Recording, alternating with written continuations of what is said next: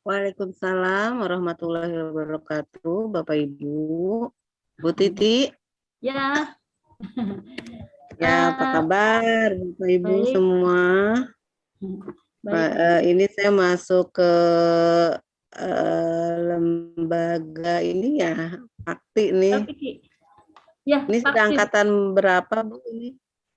Ini untuk ini pembekalan Bu. Jadi di sini tuh ada ketua DPC ya dan DPD serta kacap itu kepala cabang dari LPK. Jadi di sini nih Oh, ya leader-leadernya di sini Ibu dosen. aduh, Tuh. saya nggak ada leader nih. Sebenarnya saya harus diajar sebenarnya sama leader. Enggak juga sih sama aja Bu dosen.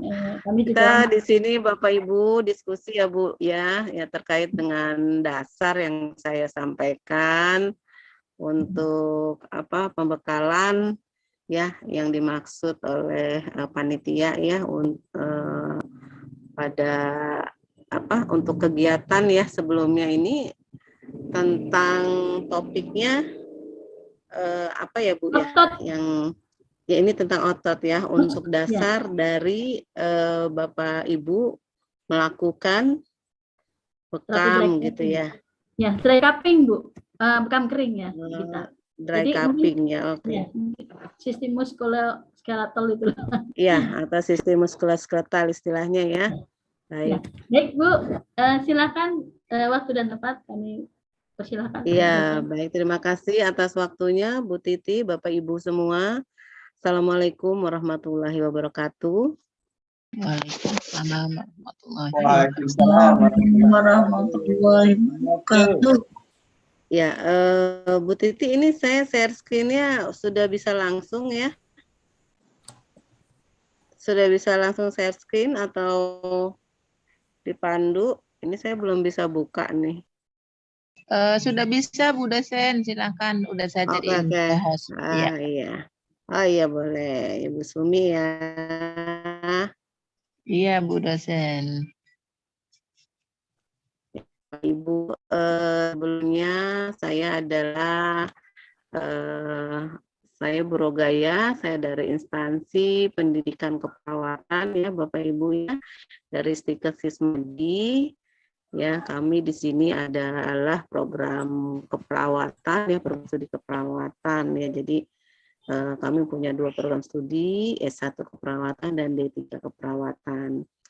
Ya, untuk bidang yang saya ajar di sini adalah tentang anatomi fisiologi ya, di mana mata ajar ini adalah dasar ya memang di kami ya di keperawatan atau di bidang kesehatan ya tentang banyak sistem di dalam tubuh kita ya. Salah satu sampaikan di sini adalah fisiologi otot atau sistem muskuloskeletal ya. Nah, sistem muskuloskeletal ini sebenarnya adalah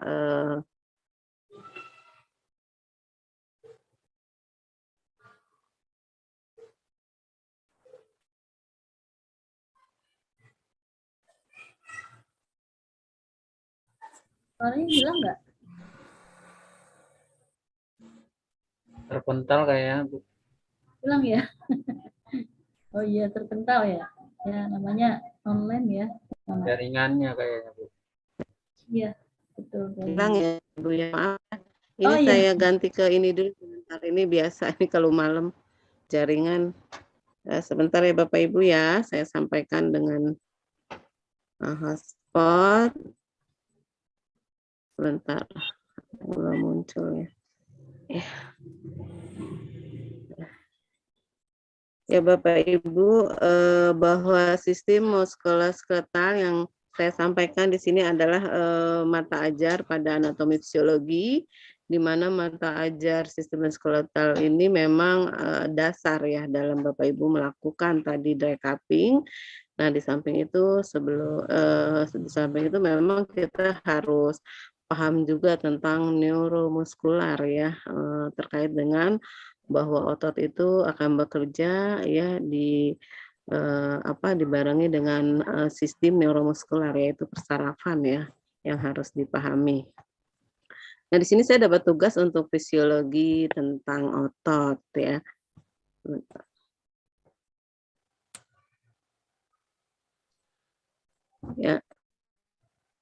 Eh, Baik, untuk persingkat waktu bahwa sistem muskuloskeletal ya atau yang dikenal dengan otot ya, tulang dan rangka ya di sini.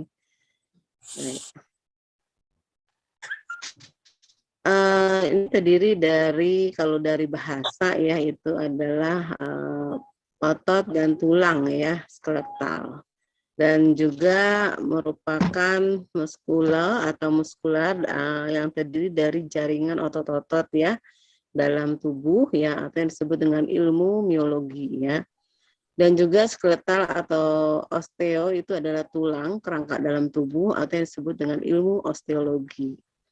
Nah, untuk muskuloskeletal ini disebut juga sebagai lokomotor ya, atau penggerak ya di sini. Nah, sistem muskuloskeletal ya, otot dan juga rangka ini, otot itu adalah jaringan tubuh yang berfungsi mengubah energi kimia menjadi kerja mekanik sebagai respon tubuh ya untuk perubahan lingkungannya. Jadi memang karena yang pertama kali dirangsang ya oleh lingkungan sekitar itu adalah otot ya melalui kulit ya. Kemarin kan sudah masuk ya Bu Hernida dengan anatomi fisiologi tentang integumen atau kulit. Lalu rangka skeletal ini bagian tubuh yang terdiri dari tulang, sendi ya, tulang rawan atau kartilago sebagai tempat menempelnya otot. Jadi tulang itu adalah tempat menempelnya otot dan memungkinkan tubuh untuk mempertahankan sikap ya dan posisi ya, jadi berdiri ya, seperti ya posisi ya, bergerak ya. Nah, sistem rangka dan sendi ya ini juga bagian dari muskuloskeletal ya. Ini merupakan bagian dari sistem gerak, itu adalah sendi ya. Dia sifatnya ini adalah pasif ya, karena dikatakan pasif itu diperintah ya untuk bergerak. Nah, ini terbentuk dari jaringan ikat yang keras dan kaku atau yang biasa disebut dengan jaringan penyokong, dan banyak mengandung mineral ya, zat-zat mineral ya dalam tubuh, dan juga zat perekat serta zat kapur. Untuk fungsi sistem rangka ini memberi bentuk ya, sehingga postur tubuh kita itu dapat tegak ya, atau bisa menunduk, atau kita bisa jongkok ya, itu seperti yang disampaikan adalah fungsi sebagai bentuk. Lalu untuk melindungi juga organ-organ yang lunak ya, seperti yang ada di dalamnya, yaitu otak ya, sumsum tulang belakang, paru-paru, jantung ya, sistem pencernaan, ginjal dan lain-lainnya. Lalu yang ketiga berfungsi menyangga berat badan ya, misalnya tulang leher ya, nah lalu tulang belakang dan tulang pelvis ya, atau panggul ya, atau pinggang. Nah, ini adalah menyangga berat badan ya. Jadi memang keseimbangan ini yang disebut dengan sebagai penyangga ya, adalah leher, tulang belakang dan tulang pelvis ya. Yang keempat adalah tempat melekatnya otot-otot rangka ya. Tadi salah satunya adalah tulang ya, itu adalah tempat melekatnya otot ya. Salah satunya adalah tulang otot lurik ya. Otot lurik itu disebut juga otot penggerak ya, karena dia bisa bergerak akibat dari adanya rangsangan, sehingga mempengaruhi otot dan kerangka untuk bergerak. Lalu fungsi selanjutnya mendukung terjadinya gerakan ya. Jadi keinginan kita untuk bergerak seperti ekstensi, fleksi, ekstensi ya, lurus, menekuk ya, itu fleksi ekstensi, lalu memutar gitu ya. Nah, itu adalah dukungan fungsi ya dari muskuloskeletal. Lalu sebagai tempat hematopoiesis ya, membentuk sel-sel darah merah ya. Jadi sel darah merah kita juga diproduksinya, dibentuknya, ya, dihasilkan itu adalah di area tulang, ya, atau rangka-rangka dalam tubuh, ya. Nah, lalu sebagai tempat menyimpan mineral, ya, makanya zat-zat mineral ini sangat dibutuhkan, ya, oleh tubuh, salah satunya, ya. Kenapa, ya? Salah satunya biar kita tidak lemas, ya. Kalau kita lemas untuk bergerak pun kita tidak mampu maksimal. Lalu yang selanjutnya sebagai tempat menyimpan energi, ya, yaitu simpanan lemak, ya, salah satunya di sumsum kuning, ya. Istilah kuning ini sebenarnya apa ya, sumsum tulang, ya, istilahnya. Lalu fungsi selanjutnya sebagai sistem fungsi imunologi, ya, kekebalan, yaitu menghasilkan sel-sel imunitas, ya, fungsinya, ya. Nah, ini yang perlu kita ketahui, ya, bahwa fungsi tulang itu sangat membantu, ya, dalam sistem imunologi.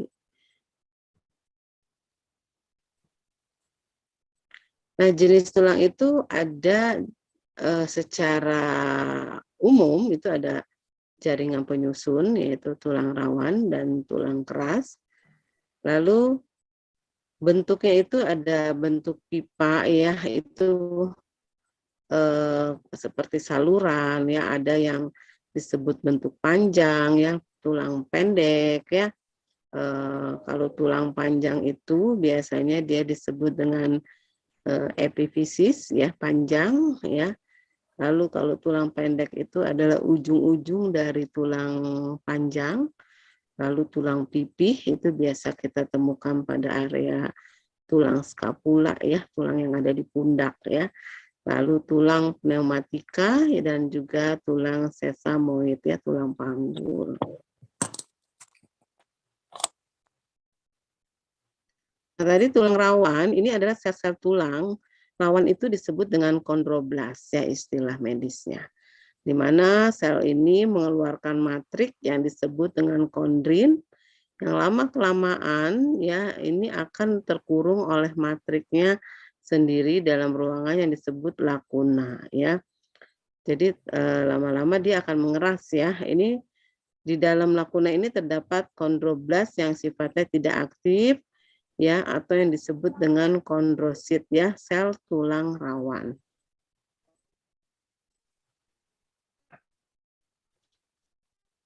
Dan jenisnya, ya, dan jumlah serat di dalam matriks ada 3 macam tulang rawan, yaitu disebut tulang rawan hialin, ya. Ini adalah matriks yang mengandung serat kolagen, ya. Nah, ini dijumpai banyak di ujung-ujung tulang rusuk, ya. Tulang rusuk itu adalah seperti tulang rusuk itu adalah tulang diafragma atau tulang yang ada di depan, ya. Jadi yang yang ada di depan, ya, tulang dada, ya, itu adalah tulang rusuk, ya. Itu disebut adalah tulang rawan hialin, ya.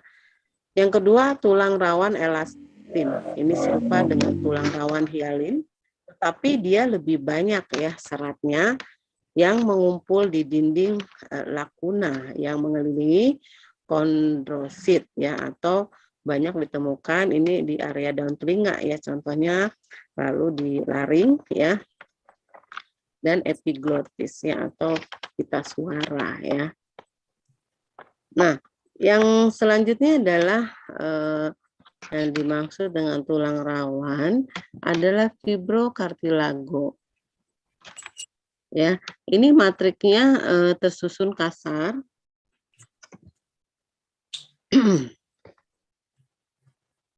Lalu tidak beraturan dan juga terletak di cakram, ya. Nah, contohnya adalah tulang belakang. Nah, kalau kita lihat jenis bentuk tulangnya, ya, itu ini. Ini tadi ini adalah contoh bentuk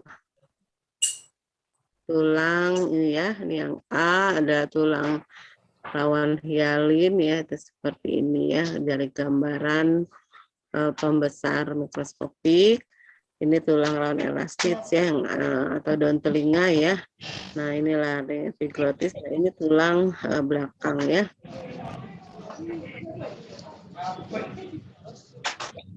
Nah selanjutnya kita ke tulang keras ya. Istilah dari tulang keras, itu adalah osteon. Nah ini bentuknya seperti ini. Ya, dia terdiri dari substansia spongiosa, yaitu kanselosa, ya, dan juga substansia kompakta, itu adalah padat. Nah, kita bisa lihat ya di sini bentuknya dari ini adalah tulang keras ya. Kalau dilihat dari potongan tulangnya, itu ada seperti ini ya, ada periosteum ya, bagian yang luar, lalu ada kortikal, ada cancellous ya. Nah cancellous ini dia banyak pembuluh darah ya di area tulang ini ya. Cancellous ini adalah banyak mengandung nutrisi atau zat makanan untuk tulang. Ya.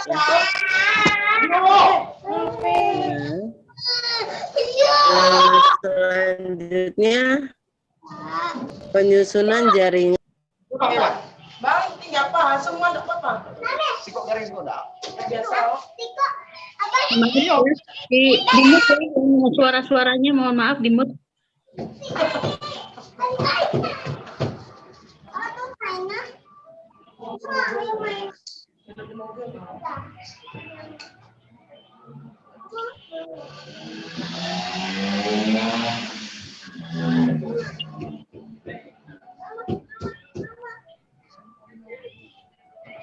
Ya, dari sini ya.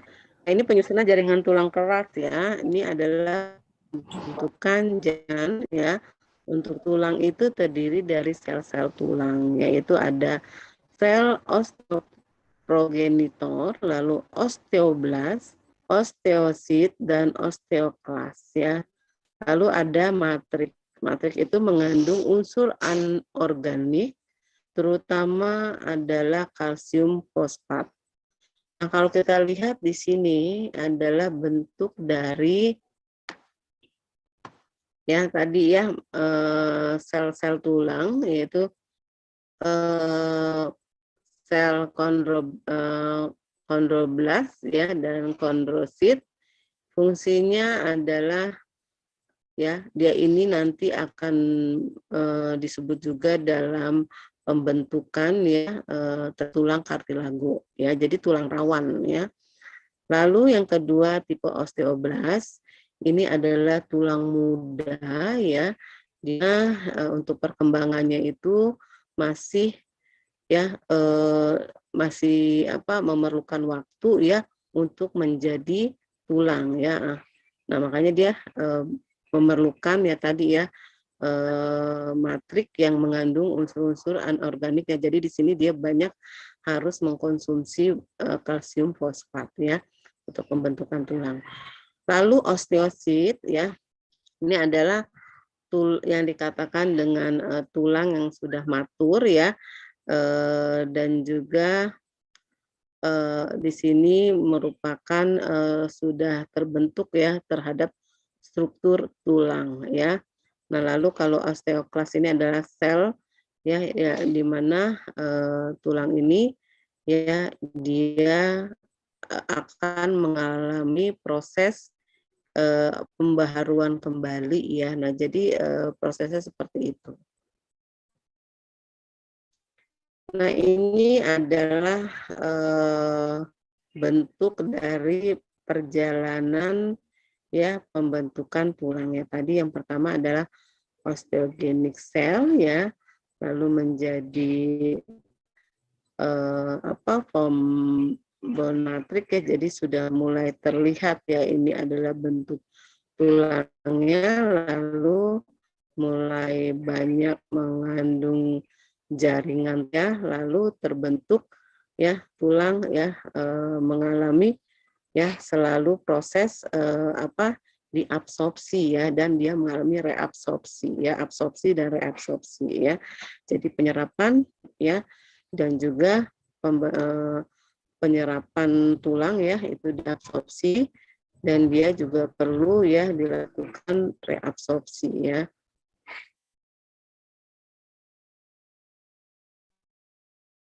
Secara mikroskopik ya, tulang pada sistem Havertz ya, yaitu di saluran Havertz itu ada saraf, pembuluh darah, dan aliran limfe, atau yang disebut aliran limfe ini adalah kelenjar ya, kelenjar yang ada dalam tubuh.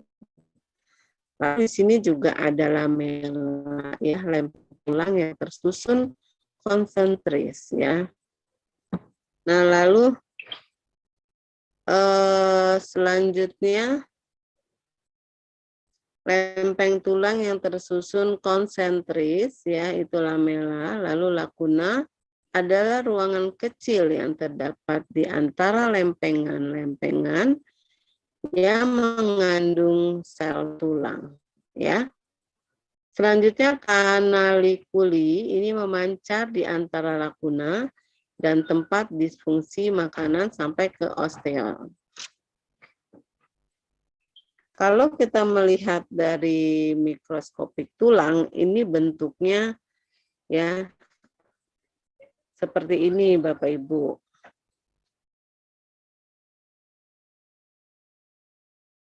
Ya. Nah, jadi ada dari struktur tulang itu ada lamela ya, lalu ada osteosit ya, lalu ada lakuna, ada acaniculus ya. Tadi lakuna itu adalah salah satu di sini banyak ya tempat untuk pembuluh darah ya, kapiler-kapiler ya pada jaringan di dalam tulang ya. Nah, ini adalah pusat dari Haversian kanal ya, ini di sini saluran ya. Jadi kalau kita ngelihat tulang itu deh ya, tulang ayam ya, itu seperti ini ada salurannya. Dan juga di sini ya memang untuk saluran pada tulang pun dia di sini ada aliran darah ya, karena dia darah itu mengandung memberikan nutrisi atau zat makanan ya ke dalam struktur tulang ya, makanya di sini ada pembuluh darah kecil ya, perifer namanya. Nah, di sini kalau kita lihat lagi tadi osteon ya, ini di sini ya, ini adalah Haversian system. Lalu ada circumferential ya. Nah, bentuknya seperti ini Bapak Ibu ya. Nah, dan juga nanti ada paling ujung ya, dari tulang itu ada periosteum. Dilihat secara mikroskopik ya, tulang ya itu seperti ini bentuknya ya. Jadi ada bentuk ya berseratnya ya tulang itu ya, ada kondrosit, ada sel-sel isogenik ya, dan ada untuk matrik ya untuk pembentukan tulang. Nah, jadi kalau dilihat kembali ya dalam pemberian warna ya pada tulang ya, ini bentuknya seperti ini. Baik ya, selanjutnya adalah periosteum, ya ini merupakan salah satu struktur dari tulang. Dia merupakan membran vaskular fibrosa yang melapisi tulang dan banyak pembuluh darah yang melekat erat pada tulang. Ya, nah ini kalau dilihat gambarannya ya, di sini ada epifisis. Epifisis itu adalah ujung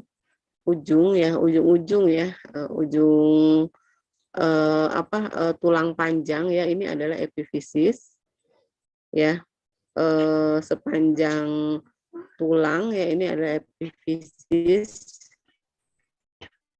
ya. Nah, ini ujung-ujungnya. Nah, ini yang di tengah-tengahnya. Kalau ujung-ujung tulang kan seperti ada bonggola itu ya. Nah, bonggolanya itu adalah epifisis. Nah, kalau yang tengahnya ya itu adalah diafisis ya. Kalau dilihat secara mikroskopik lagi ya gambarannya seperti ini. Ya.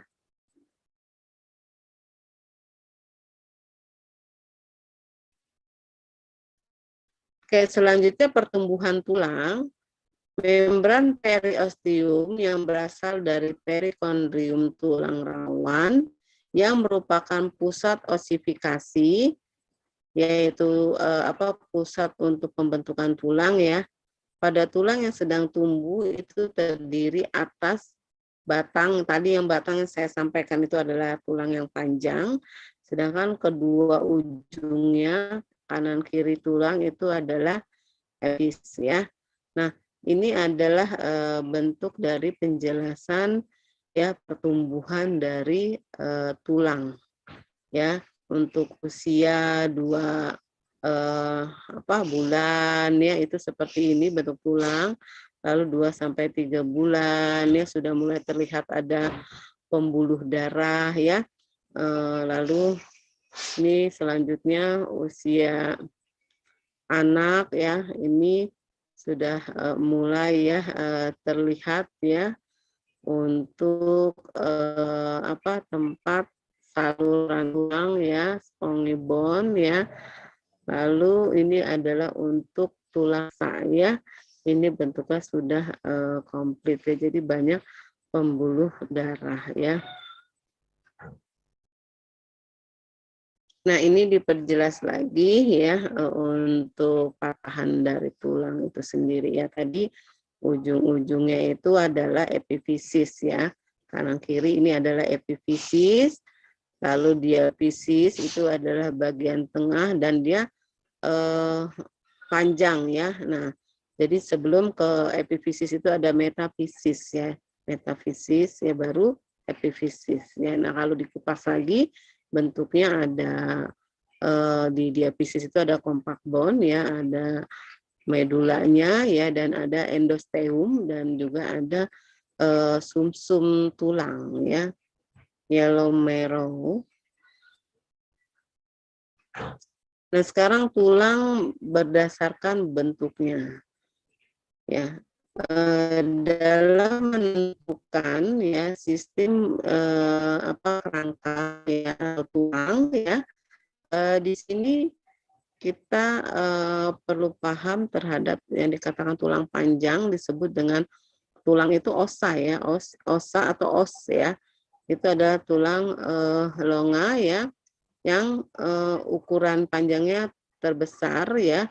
Itu adalah banyak pada tulang humerus ya. Humerus itu adalah tulang tangan ya. Tangan kita itu ada humerus dan radius ya, radialis ya. Jadi kalau kita lihat di tulang tangan kita nih, tulang tangan panjang kita ini ya, bagian dekat jari ya, di situ ada tulang humerus dan radialis ya. Lalu ada tulang ulna, ulnalis ya, dan tibialis ya. Nah, itu tibialis dan ulnalis itu adalah tulang yang ada di ekstremitas bawah atau kaki ya, tibialis, dan ada tulang fibula ya, itu disebut dengan tulang panjang. Nah, lalu ossa brevia itu adalah tulang pendek ya, yang biasanya kita temukan ukurannya juga sama besar ya, contoh pada tulang karpi ya, tarsal ya, tulang tarsal itu adalah tulang kaki ya, tulang kaki, jari-jari kaki ya. Lalu ossa plana itu ada tulang yang bentuknya pipih atau gepeng ya. Ini biasanya bentuknya dia lebar ya, itu seperti tulang scapula ya. Tulang yang ada di area di sini dada ya, tulang pipih ya, di sampingnya dada ya, di sini di ekstremitas atas, di lengan atas, ini adalah tulang scapula. Occipital adalah kepala ya, dan parietal juga tulang kepala, itu disebut dengan tulang pipi ya. Kalau occipitalis itu tulang bagian belakang kepala ya. Lalu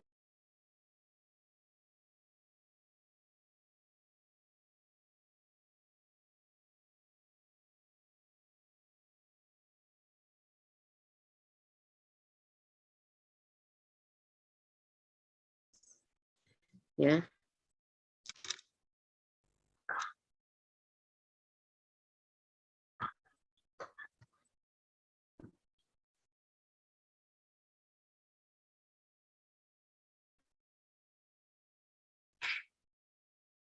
Oke, mohon maaf ya Bapak Ibu, ininya. Dulu. Ya. Sudah terlihat Bapak Ibu? Sudah, Bu. Sudah, Bu. Ya, baik. Kita ulang kembali bahwa tulang pipi itu ada tulang gepeng ya, bentuknya pipi. Ya, itu ada di scapula, itu di apa sih, tulang scapula itu tulang di pundak ya. Di pundak ya. Lalu occipital itu tulang tengkorak kepala yang bagian belakang. Kalau parietal itu adalah tulang kepala yang bagian samping kanan kiri ya. Lalu tulang sesamoid ini adalah tulang kecil ya. Ini banyak di area sendi seperti tulang dengkul ya atau patella ya. Tulang tempurung gitu ya, tulang patella. Lalu ossa pneumatica itu ada tulang berongga udara ya. Jadi dia memiliki saluran ya. Tulang yang memiliki saluran itu banyak kita temukan adalah pada area wajah ya. Contohnya di maksila. Maksila itu adalah pipi ya. Maksila itu adalah di area pipi ya, pipi. Lalu os ethmoidalis ini adalah sinus ya. Areanya ada di hidung ya. Ethmoidalis sama juga dengan tulang sphenoidalis ya, itu adalah sphenoidalis itu adalah area hidungnya, sinus yang ada pada area hidung.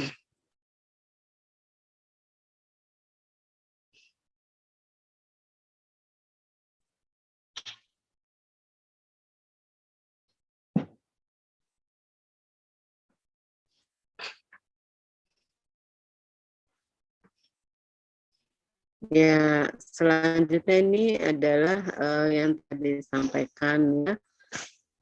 Ini adalah tarsalis ya, tarsal, lalu carpalis. Ya, kalau tarsal itu adalah area tulang jari-jari kaki ya, carpalis itu adalah jari-jari tangan ya. Ini ada yang disebut dengan tulang pendek ya tadi. Nah, ini untuk perjelasannya tadi dari tulang epifisis ya dan diafisis ya. Nah, ini adalah tulang keras ya. Nah, ini ada juga tulang-tulang di jari-jari ini adalah disebut juga dengan tulang-tulang sesamoid ya. Tulang yang sendi ya, seperti patella, lalu area-area di perbatasan sendi area kaki ya. Nah, ini ya, ini adalah tulang scapula ya. Nah, ini yang disebut dengan tulang tadi ya, yang ada di dekat pergelangan lengan atas. Baik, kita lanjutkan. Nah, muskuloskeletal ya, atau di sini muskulo otot ya, yang kita lihat adalah jaringan yang berfungsi sebagai alat gerak aktif. Ya, jadi memang disadari ya. Makanya di sini ada kontraksi dan relaksasi. Kontraksi itu berarti melakukan penguncupan ya, dan relaksasi adalah istirahat ya. Mana?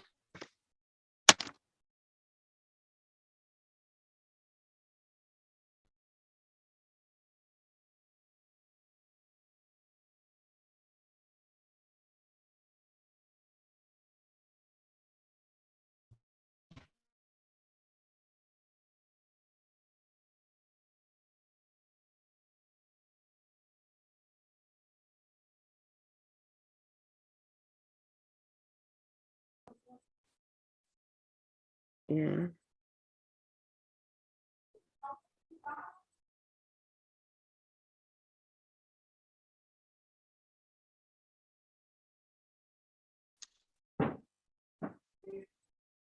Nah, selanjutnya adalah fungsi otot, ya.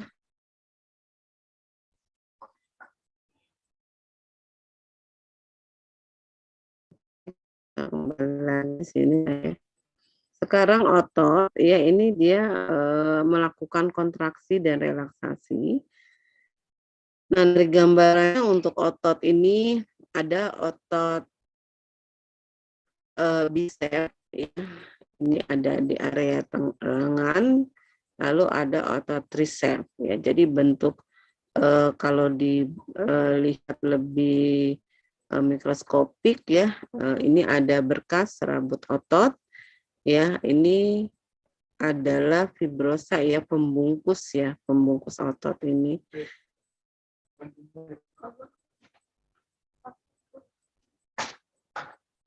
Nah, lalu di sini ada sel-sel otot, ya, dan ada inti otot atau nukleus, ya, dan ada sarkolema, ya, membran sel otot, ya. Kalau dibuka lagi, sarkolema itu adalah sarkomer itu, ya, ini isi dari sarkolema, ya, itu ada seperti ini. Fungsi otot, ya, tadi sudah fungsi tulang. Fungsi otot itu menghasilkan gerakan kerangka, ya. Jadi tulang itu harus disertai dengan adanya otot, ya, untuk bergerak. Lalu mempertahankan sikap dan posisi tubuh dan melindungi organ vital, ya. Seperti apa sih organ vital? Adalah jantung, ya. Dan menopang jaringan lunak.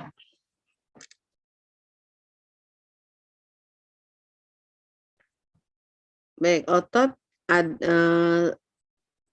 berkisar 40% dari berat badan. Misalkan Bapak Ibu berat badannya berapa? 60. Nah, 40%-nya adalah otot. Nah, 60%-nya apa dalam tubuh kita? 60%-nya adalah cairan, ya. Cairan itu adalah bukan hanya komponen dari darah saja, ya, namun adalah cairan-cairan yang ada di dalam tubuh, ya. Entah itu adalah cairan sendi, cairan mata, ya, cairan yang ada di paru-paru, ya, dan lain-lain. Nah, untuk otot ini fungsinya adalah sebagai gerakan volunter dan menegakkan tubuh. Lalu sebagian besar juga, ya, dia ini terdapat pada tulang. Dan otot juga dapat dirangsang, ya, secara kimia, ya, lalu dengan tegangan listrik dan juga mekanis. Baik, selanjutnya otot khusus, ya, disebut dengan otot jantung. Ya, otot khusus itu otot jantung atau disebut dengan otot polos biasanya. Nah, ada 3 jenis, ya, otot, yaitu otot bergaris yang terdiri dari otot lurik, otot rangka, dan otot yang disadari, ya, dan akan berkontraksi jika dirangsang oleh stimulus saraf, ya. Jadi stimulus saraf itu seperti apa? Rangsangan, ya, dari lingkungan, ya, dari panas lalu dengan rangsangan nyeri, ya, seperti diberikan rangsangan nyeri, ya, seperti dicubit, ya, lalu diberi rangsangan panas, ya, dingin, ya, dan lain-lain. Nah, contoh otot pada ekstremitas, ya, ini adalah disebut dengan otot bergaris. Ya, ekstremitas itu apa saja? Yaitu area bergerak, ya, seperti kaki dan tangan, ya. Lalu otot polos, ya, ini otot yang tidak bergaris dan bentuknya ini adalah disebut juga otot licin dan otot yang tidak sadar. Dan dia berkontraksi tanpa diberikan stimulus saraf, ya. Jadi walaupun tidak ada rangsangan, dia tetap bekerja, ya, otot itu. Nah, misalkan apa? Otot pada pembuluh darah, yaitu vena, ya, arteri, dia tetap disebut dengan dia melakukan fungsinya walaupun tidak ada rangsangan, ya, maksudnya, ya. lalu pembuluh limfe ya atau kelenjar ya. Lalu otot jantung yang ketiga ya. Di sini kita perhatikan bahwa otot polos ya, ini bentuk secara mikroskopik ototnya seperti ini ya. Nah, ini banyak ditemukan pada organ internal dalam tubuh ya. Lalu organ internalnya apa saja? Sistem organ pencernaan ya, salah satunya. Lalu otot jantung ya, ini ya. Ini bentuk ototnya seperti ini ya. Lalu otot kerangka ya. Nah, ini banyak kita temukan pada area kaki atau ekstremitas. Kalau dilihat lagi dengan gambaran ya, itu bisa kita lihat ini ya. Nah, ini otot polos itu sangat padat-padat ya sel-selnya. Nah, kalau otot kerangka ya, ini agak renggang ya, dan kalau otot jantung ini bentuknya seperti ini ya. Dia memiliki inti sel ya, inti sel. Nah, ini juga otot polos punya inti sel.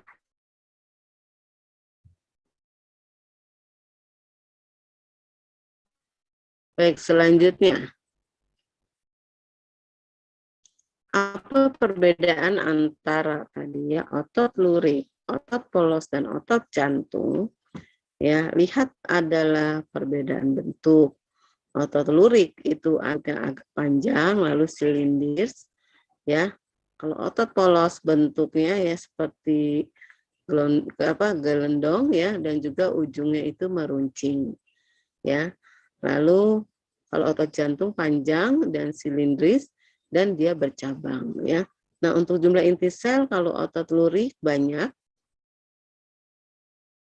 terletak di tepi sel ya. Lalu satunya terletak di tengah sel. Kalau otot jantung itu juga banyak ya, terletak di tengah serabut ya inti selnya. Nah, kalau untuk cara kerjanya, kalau otot lurik itu dipengaruhi kesadaran. Nah, jadi harus apa? Kalau dipengaruhi kesadaran, harus diberikan rangsangan. Nah, kalau otot polos dan otot jantung sama ya, tidak dipengaruhi kesadaran. Dia tetap bekerja ya. Nah, untuk gerak dan ketahanannya, kalau otot lurik itu cepat ya, tidak teratur dan cepat lelah ya. Jadi kalau kita diberikan rangsangan beban ya, kalau beban itu berat, kalau lama-lama kita menggunakan beban berat, kita akan lelah kan ya. Nah, kalau otot polos ini dia lambat ya untuk gerak ya dan ketahanannya, tapi dia teratur dan tidak cepat lelah karena dia bekerja terus-menerus ya, dan gerakannya lambat ya. Dan kalau otot jantung itu teratur dan tidak cepat lelah ya, atau yang disebut dengan pompa jantung, itu kan pusat manusia ya, untuk selalu dia memompa darah ke seluruh tubuh ya. Nah, jadi kalau otot lurik itu disadari ya cara kerjanya ya. Seperti apa tadi, untuk melakukan aktivitas bergerak ya, seperti area tangan, kaki gitu ya. Kalau otot polos yang tidak dipengaruhi kesadaran ya seperti apa? Pada sistem organ dalam ya, sistem pencernaan ya, sistem ureter atau perkemian, dia tetap bekerja kan ya, tanpa dipengaruhi kesadaran. Nah, kalau otot jantung yang jelas juga sama ya. Dia tidak dipengaruhi oleh kesadaran ya, tetap lakukan pompa jantung. Nah, ini bentuk ya dari organnya. Ya, otot lurik itu di ekstremitas, di salah satunya lengan, lalu otot jantung ya ini tetap bekerja ya, lalu sistem pencernaan ya. Nah,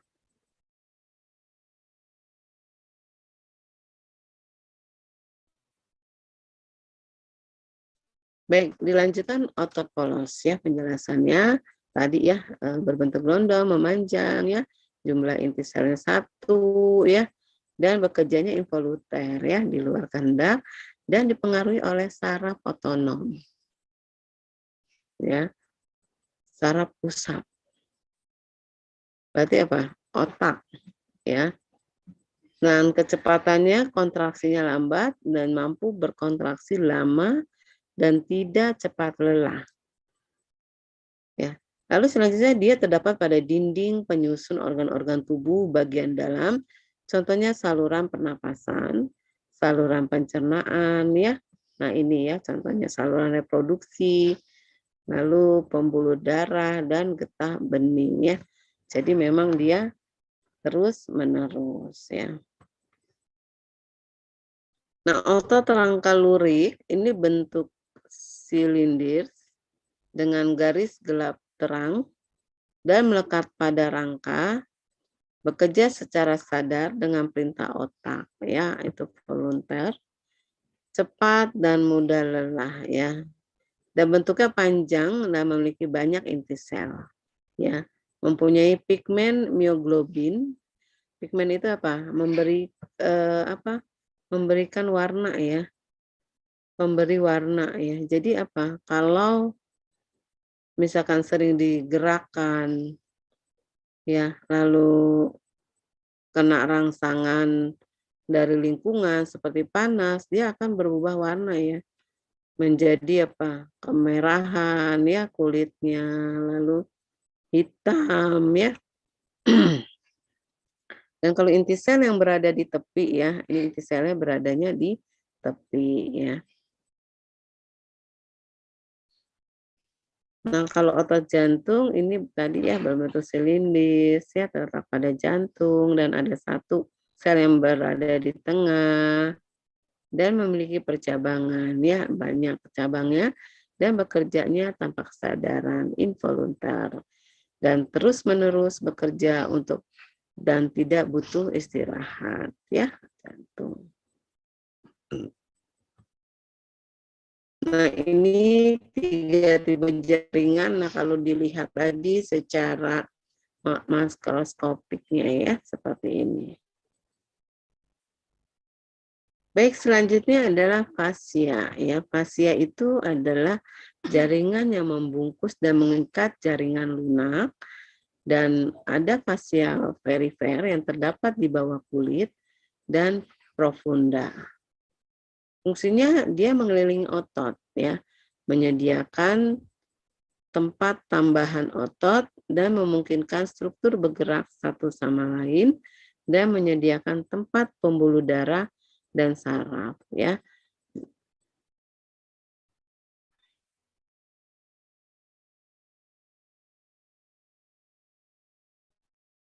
Nah, ini ya bentuk dari vesikelnya ya. Nah, ini fascianya itu ya setelah tulang ya tadi ya. Lalu tendon ya. Lalu ini dia adalah covering ya, pembungkus otot. Ya.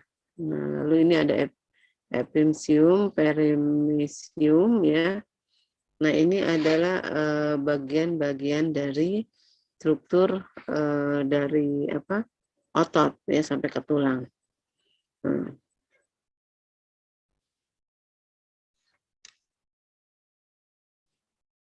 Selanjutnya tendon adalah pengikat otot pada tulang yang berupa serabut-serabut putih ya, dan memiliki sedikit elastis ya, keelastisitasan. Bentuknya seperti sebuah pita jaringan ikat yang melekat pada otot dan dia berada di ujung ya, yang lain bersinsersi ke dalam tulang. Fungsinya memungkinkan massa otot yang besar mengkonsentrasikan kekuatannya pada satu tulang atau menggabungkan beberapa tendon. Dan protektif dan suportif di sekitar sendi. Nah, ini bentuk dari gerakan-gerakan tulang ya dan otot ya tadi ya. muskul, otot, lalu dia ada bursa. Bursa itu sebenarnya sama ya, hampir sama dengan bantalan ya, seperti lemak ya, tapi dia melindungi ya, sifatnya yang melindungi area tulang ya. Lalu ini ada tendon ya, tendon itu dia selalu ada di pembatas ya. Nah, terutama kalau dia ada sendi ya. Nah, ini dia tendon. Nah, lalu ini ada kartilago. Nah, ini dicontohkan untuk tulang pendek pada patella atau dengkul ya istilahnya ini. Nah, ini adalah tulang kartilago. Nah, kartilago ini sangat penting ya dalam melakukan pergerakan antara persambungan tulang. Dan dia juga sangat membantu ya saat dilakukan pemeriksaan fisik ya. Pemeriksaan fisik tulang ya pada area patella ya, untuk menentukan keaktifan tulang bawah ya. Seperti refleks ya di sini ya, cara melakukan pemeriksaan fisik refleks patella. Nah, ini di sini biasanya kalau dilakukan pemeriksaan dengan medis ya, untuk menilai keefektifan dari dilakukannya sistem hiperfleksi ya. Jadi melakukan tulang itu melakukan pergerakan, dan bisa kita nilai pada pasien yang mengalami hemisfer atau lumpuh ya. Misalkan kita sedang melakukan pengobatan pada pasien lumpuh ya, dan sudah kita berikan terapi ya, untuk memeriksa fisik ya pada ekstremitas, kita bisa menilai area sini kartilago dengan cara mengetuk ya, dengan alatnya ada yang disebut dengan refleks hammer ya, mengetuk area kartilago ini. Jadi bukan area tulang kerasnya ya, tapi antara sini kartilago. Nah, selanjutnya dari tulang ya, untuk memahami fungsi, lalu faktor pertumbuhan tulang, struktur tulang, dan sel-sel penyusun tulang tadi sudah ya dijelaskan. Nah, di sini tadi fungsinya tulang, oke, tadi ini sudah ya kayaknya ya, menyokong, melindungi organ vital, membantu pergerakan ya, lalu memproduksi darah merah pada sumsum tulang, dan menyimpan garam mineral. Fungsi khususnya adalah ya di sinus paranasalis ya, itu area mana? Area muka ya. Sinus paranasalis itu area muka. Jadi, dan mengenai area pinggir hidung ya, di sini ada sinus ya. Nah, sinus itu adalah saluran ya. Yang tadi ada apa? Ethmoidalis, sphenoidalis. Itu adalah sinus ya, pada area muka ya. Di area muka itu atau wajah itu ada 4 sinus ya. Ada sinus maxillaris yaitu area pipi, lalu sinus area hidung ethmoidalis dan sphenoidalis ya, dan ada sinus temporalis itu daerah dahi ya. Nah, di sini sinus ini menimbulkan nada pada suara. Ya, makanya bisa bersuara karena kita punya sinus. Ya. Nah, tapi kalau sering kita lihat mengalami perubahan iklim ya, karena dingin ya, itu banyak juga yang terjadi kondisi-kondisi dia mengalami radang atau inflamasi ya. Lalu email gigi ya. Fungsi tulang, khusus tulang ini adalah sebagai cikal dari pembentukan gigi juga ya. memotong, fungsinya memotong, menggigit ya, dan menggilas makanan. Lalu tulang kecil telinga ini mengkonduksi, jadi seperti di telinga itu adalah salah satu disebut dengan tulang kecil ya, atau tulang rawan ya, tadi bentuknya macam-macam.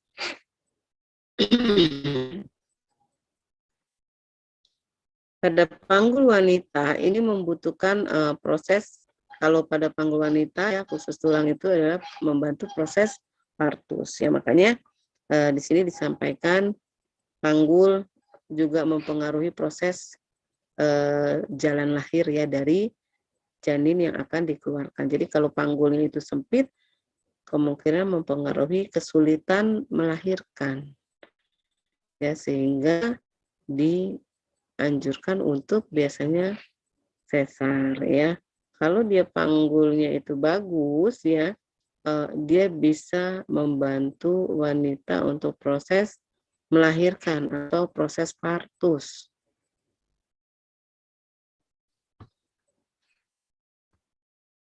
Nah, sekarang faktor pertumbuhan tulang.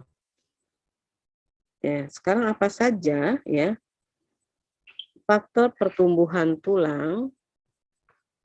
Yang pertama adalah sifatnya herediter. Herediter ini adalah keturunan atau genetik ya.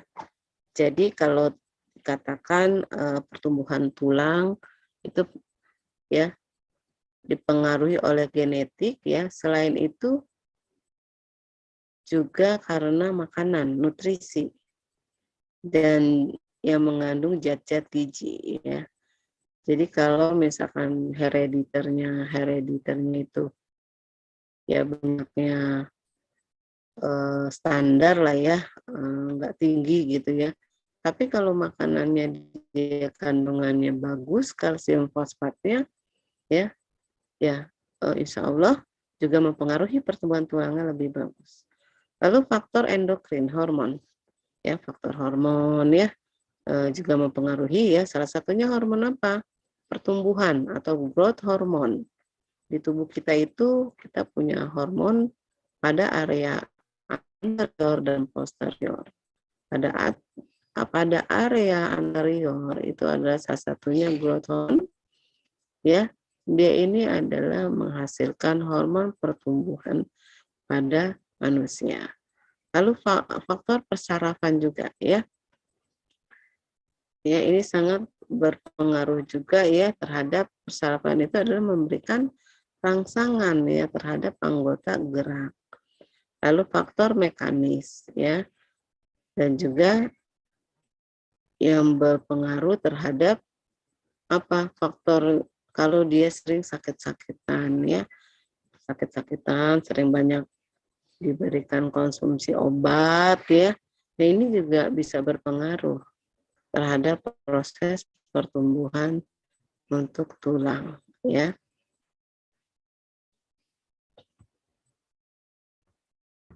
Oke, tadi struktur tulang itu ada korteks, ada periosteum ya, ada yellow marrow ya atau sumsum ya, endosteum, medullary dan cavity dan sel darah merah, dan ada jaringan. Nah, ini tadi ya sudah digambarkan ya bentuk dari struktur tulang.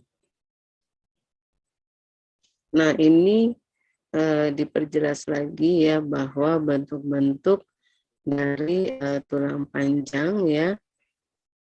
Nah, ini tadi sudah dijelaskan. Nah, sekarang sel penyusun tulang.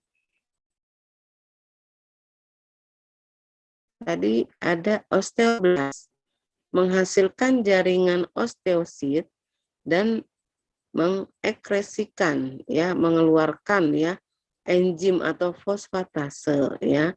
Nah, dalam pengendapan kalsium dan fosfat ya ke dalam matriks tulangnya. Jadi dia ini membantu ya dalam proses ya proses pertumbuhan tulang ya. Itu osteoblast sama, lalu proses yang kedua osteosit. Sel-sel tulang akan menjadi sempurna ya pada sel-sel tulang dewasa, bertindak sebagai lintasan untuk pertukaran kimiawi melalui tulang yang padat.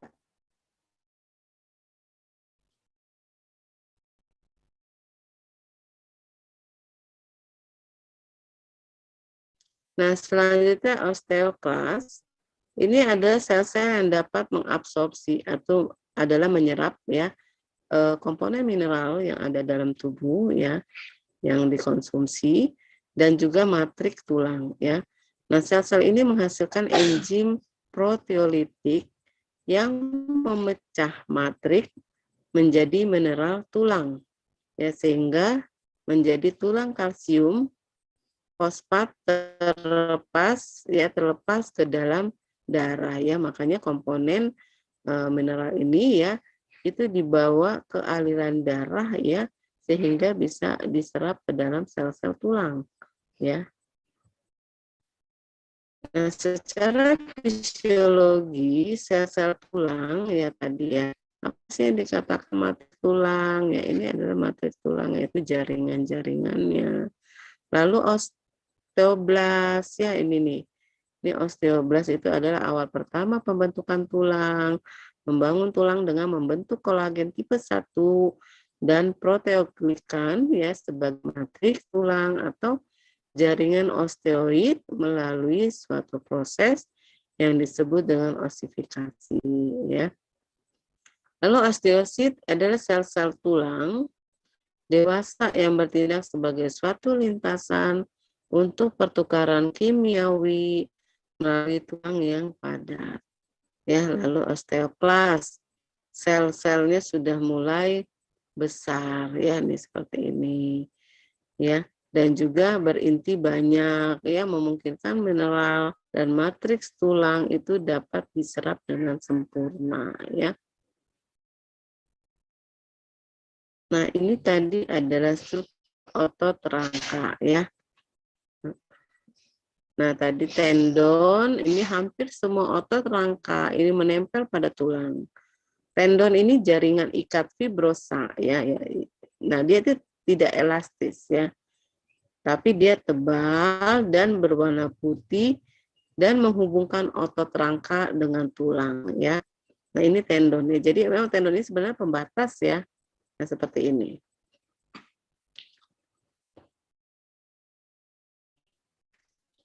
Nah, ini lanjutannya ya. Ini kalau kita lihat macam-macamnya. Nah, ini tulang kepala adalah tulang frontalis, tulang temporalis ya. Ini frontalis itu ada depan. Nah, ini temporal. Ya, temporal parietal ya. Nah, ini tulang zygomatikum. Ini nanti dihafal ya. Ini tulang muka nih, maxilla mandibula. Ini clavicula nih, tulang pipi ya, scapula. Clavicula itu yang depan, scapula ini yang belakang nih, atau biasa tulang belikat ya orang bilang. Ini adalah tulang humerus ya. Humerus itu ada tulang lengan atas ya. Ini tadi yang awal ada os, radius dan ulna ya ini. Nah, ini carpus atau carpal ya, tulang-tulang pendek ya. Lalu ada metakarpal ya. Jadi kalau karpal itu telapak ya, karpal, telapak tangan. Kalau metakarpal itu ada jari-jarinya. Sama dengan tarsal dan metatarsal. Nah, ini patella ya. Nah, ini adalah femur, tulang panjang femur atau tulang paha ya. Lalu ini adalah tibia ya. Tulang panjang atau biasa orang bilangnya tulang kering ya. Ini tibialis, nah ini fibula ya. Nah ini tarsal ya, nah ini metatarsal. Lalu ada palang, palang ini ujung-ujungnya dari jari-jari ya. Nah kalau dari depan ini vertebral ya, vertebra cervicalis itu tulang belakang. Lalu ada manubrium ya, Manubrium itu adalah tulang ini ya, tulang pembatas terhadap tulang rusuk ya. Ini di sini ada sternum, ya ini sternum. Ada sipoid ya, sipoid ini ujungnya nih yang bentuknya ujung ya. Nah, tulang belakang itu vertebra cervicalis itu adalah tulang leher. Itu terdapat 7 cervicalis ya, ada 7. Lalu dilanjutkan vertebra thoracalis itu ada thoracal itu ada 12. Lalu dilanjutkan dengan lumbalis ya, itu ada 5. Lalu ada sacrum ya, sacrum. Nah, di sini ya, sacrum ini biasanya dia punya tulang ekor ya. Koksigis ya, ini koksigis nih tulang ekor. Sebelum koksigis itu adalah sacrum ya, tampak samping ya. Ini membantu ya dalam proses partus melahirkan. Koksigis ini akan bergerak ya, saat proses melahirkan perempuan. Dan ada pubis ya, tulang kemaluan atau tulang duduk ya, saya sebut juga. Nah, ini kalau tampak samping ya, ini ada tulang iga sejati atau tulang rusuk ya, ini biasanya 7 istilahnya. Nah, ini tulang iga ya, tak sejati, 2 ya, iga melayang ya. Crista iliaca ini adalah, ini crista iliaca nih tampak sampingnya. Ini adalah tulang usus ya. Lalu ada ilium dan tulang kemaluan, ini pubisnya ini dari samping.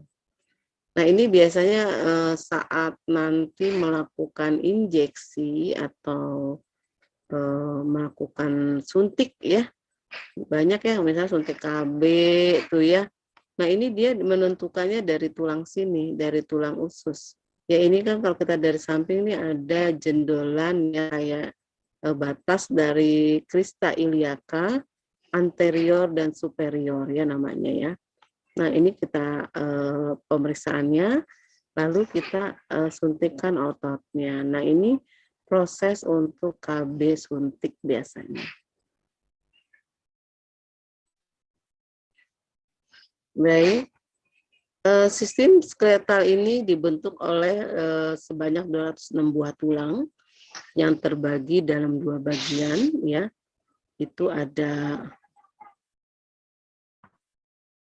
ya, ada aksial skeletal, tulang pada kepala dan badan. Nah, dibagi dalam tulang tengkorak ya, tulang kepala itu 28 buah ya bentuk tulang. Lalu tulang hyoid itu 1 buah. Lalu tulang vertebra totalnya 26 ya. Tadi tulang vertebra apa saja? Tadi cervical 7 ya. Lalu thoracal 12 tambah 5 ya. Lalu tulang iga 24 buah ya. Lalu tulang sternum itu 1 buah. Baik. Selanjutnya struktur otot rangka ya. Ini ada retikulum sarkoplasma. Ini adalah jejaring kantung dan tubulus. Tubulus itu saluran ya, yang terorganisir pada jaringan otot ya, retikulum endoplasma di sel lain. Ini terdiri dari tubulus-tubulus yang sejajar dengan miofibril yang pada garis Z dan zona H bergabung membentuk kantung lateral yang dekat dengan sistem tubulus transversal atau tubulus T. Nah, otot rangka juga tadi fungsinya sebagai tempat menyimpan ion-ion kalsium fosfat ya. Nah, tubulus T ini saluran untuk berpindahnya cairan yang mengandung ion. Lalu tubulus T dan retikulum sarkoplasma berperan dalam melakukan metabolisme. Ya, jadi tubuh kita itu memerlukan metabolisme, pembentukan ya dan penguraiannya, anabolisme dan katabolisme ya. Nah, ini terjadinya di mana sih metabolisme? Terjadinya di dalam sel tubuh. Ya. Lalu ada eksitasi dan kontraksi otot ya bergerak. Nah, kalau kita lihat lagi untuk struktur bergerak ya, dan juga untuk peredaran pembekuan darah ya, platelet merupakan tempat inervasi ujung-ujung saraf pada otot ya. Makanya tadi untuk otot bergerak ini berpengaruh juga terhadap kerja neuromuskular ya, persarafan. Nah, ini ya. Nah, jadi yang pertama ya, ini bentuk dari tulang yang dipengaruhi oleh tadi ya, pembuluh-pembuluh darah ya. Lalu dia nanti akan masuk ke saluran ya. Yang nomor 3, lalu keempat terjadi penguraian ya. Lalu baru masuk ke otot ya, memerlukan mineral, komponen mineral yang dibutuhkan oleh tubuh. Ya, lalu dia masuk ke saluran lagi, lalu sebagian dia akan masuk ke pembuluh darah ya, dan otot ya untuk bergerak. Ya, jadi cara kerjanya selalu seperti itu. Nah, ini adalah gambarannya untuk kontraksi dan relaksasi ya. Nah, kalau kondisi relaksasi ya berarti kan kondisi istirahat. Muskuloskeletal ini bentuknya seperti ini ya, untuk istirahat. Nih, istirahat itu kan 0,5 milimikron lah ya. Nah, saat dia kontraksi, dia akan melakukan pendekatan terhadap otot ya, seperti ini bentuknya. Ya, dia akan bergerak ya, sampai dia melakukan kontraksi penuh. Otot bisa sampai melakukan gambarannya itu semakin kuat ya, seperti ini. Dan bentuk gambar sarkomernya seperti ini.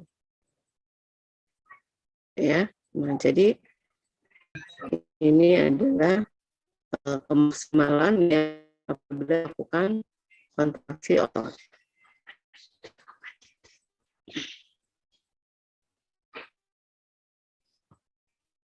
Nah, selanjutnya yang terakhir istilah. Ini istilah ini sering kita gunakan ya dalam bahasa medis ya, untuk menentukan patologi ya terhadap otot ya atau tulang. Ada istilah aponeuresis ya, itu pita jaringan ikat fibrus yang sering dihubungkan otot ke tulang. Lalu jaringan ikat dan otot lain jaringan lunak atau kulit ya. Lalu kalau bursai ini adalah kantong berisi cairan yang ditemukan pada jaringan ikat, terutama di daerah persendian ya ditemukannya. Nah, tadi diafisis adalah batang tulang panjang, kalau epifisis ujung-ujung tulang panjang.